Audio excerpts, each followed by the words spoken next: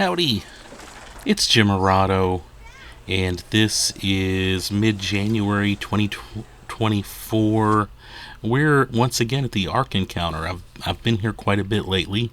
I kind of enjoy going here, and I look at every visit as a bit of a treat. It's not that far from where I live, and they've got a lot of cool stuff going on.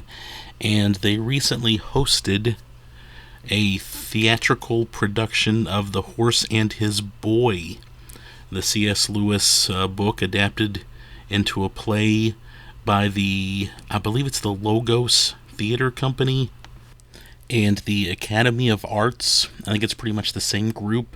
Their website is Logos, Logos, Theater, theatre.com, and the academyofarts.org. But they put this together, and it was mind-blowing. If you've been to the Ark in the last couple months, they had that display in the front, that kind of big puppet horse. And when we were there not too long ago looking at Christmas lights, we saw that, and we said, oh man, we've got to go see that play. That just looks really cool. So they weren't allowing flash photography, and I really didn't see anybody taking pictures during the play. So, I didn't want to be that guy, but I did take a few pictures right at the very end. And they also did like a Q&A session at the end of the production. They sold, it was a $6 add-on, and basically they did a Q&A, and then they had photo ops with the actors and the puppets. And I thought that was well worth the $6. It is a little pricey to go to the Ark. I want to say maybe $60-$70 just for a one-day pass. You might want to think about a year pass or something like that. There's some better deals if you're going to do more than a day. But this was to see the play. I think it was a $40 add-on. And if you've gone to Broadway plays, if you've gone to big productions, a ticket to a really well done professional play these days. I mean, if it's Broadway caliber, if it's a big deal, you're looking at $100 plus. So I didn't think this was a bad deal, especially for what they had going on. And the actors came out before the play and talked to people. I mean, they were all over the place.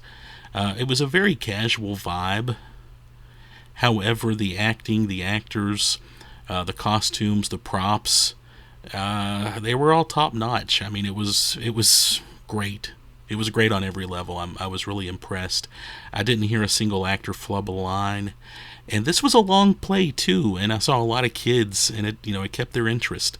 The play started at 3. I figured we'd be out of there by 5. I was totally wrong.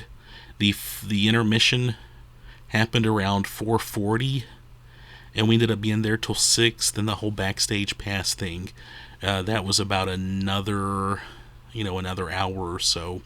They did kind of rush us out at the end. I know the Ark was closing. I don't think they really planned out, hey, this is going to be a long thing and people are going to linger. So that there was that. And check out the lion. Look how great he looks. I mean, he was very lifelike, and so were the horses. This was just this was over the top, and I can't say enough about it.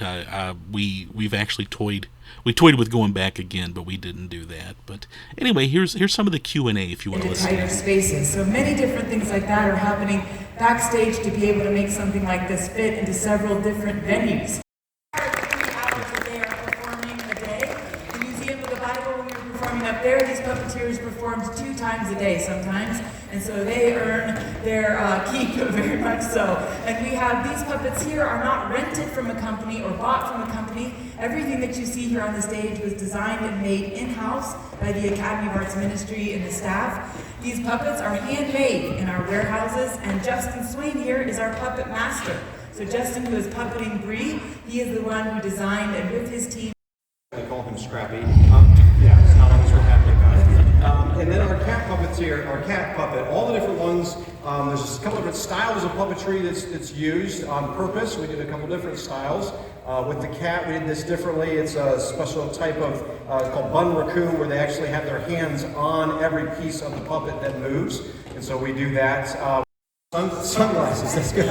So we like to support Hobby Lobby, so we went to Hobby Lobby, and we got Christmas ornaments and spray painted glass inside. Sometimes the simplest way is the best way, and it really worked well for how the lights play off of the eyes there for our horses. Then Aslan, he started us kind of on the journey of large-scale puppetry. When we first did Lion, the Witch, and the Wardrobe, we wanted to build something powerful, big, majestic, respectful to the characters. Of course, as most of you know, he's a very strong allegory to Jesus Christ, and so we wanted to be respectful with that, something big and powerful, also something creative for the stage. And so most of that EVA foam, aluminum on the inside, the heads and both for the horses in Aslan, do all these different things to it, and that really worked the best for us. And we keep the analogy again of who he is. We keep the scar in his side right here, as you can see what he did for Edmund on the stone table, in Lion, Witch, and the Wardrobe, and then of course what Christ has done for us and bearing the scars for us, and we keep scars in his paws as well. Just kind of. And again, I didn't really go here thinking I'd be filming any, so I just kind of used my phone.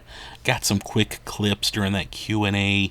They're not the best. Google around. There are some incredible clips. I know on the Ark website, they've got some great clips of the puppets that will blow your mind. But I wanted to put up, even my amateur clips. I thought they were worth putting up on my YouTube channel. Make sure we get you out of here for your buses and everything. So what we've done is we've spread out across the auditorium. We'll have saddle pad down here. We'll have the cat as well, if you can grab the wall and bring the cat down here. And we're going to spread out so that you are free to go wherever you want. Yeah, and again, this was a rare moment where I don't think the Ark really planned this out, and and realized that I wish they would have allowed a couple of hours for their quote backstage pass event. You see the line kind of going up to get photo ops with the puppets. All of the puppeteers, all of the actors were wonderful. I can't say enough about it. And I'm sure the comparison has been made before, but this reminded me a lot of Midsummer Night's Dream. Guy even turns into a donkey. But the costumes, I mean, a lot of the set and a lot of that could have been reused for the legendary Shakespeare play, which I thought was just kind of cool. Also, one more thing I wanted to mention. There was a scene in the play where there's this big giant tree creature. Kind of reminded me of, from The Lord of the Rings or from, the Marvel movie with the big tree guy. And it was spectacular. It was amazing. And then I wanted to ask the actors about that. They did not bring that puppet costume back out.